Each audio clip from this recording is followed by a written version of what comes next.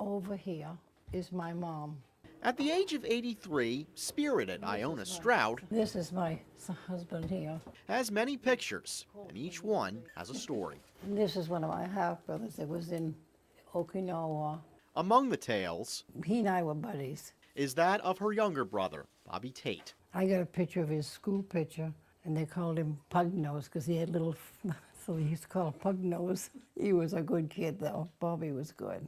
Iona says her brother was only 17 when he made a life-changing decision, joining the U.S. Army. I wasn't for it. Mama wasn't either, but I said, you know, he's got to do it someday. So she signed papers for him to go. Tait would eventually become a corporal and be shipped off to a war that was going on in Korea. Mama got a few letters from, I think, about every week. But then came the one notice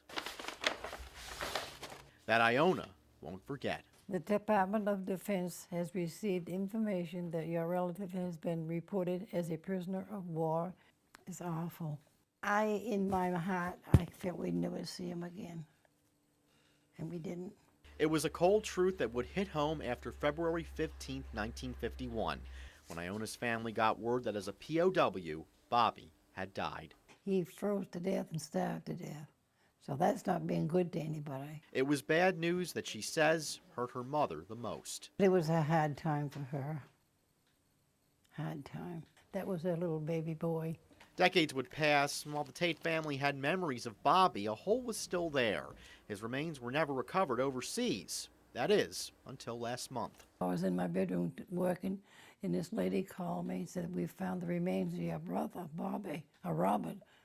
I said, "You're crazy." She says, "No, I'm not crazy." This man, so I understand, was digging up ground for a plant garden, and he found all these bones from these soldiers.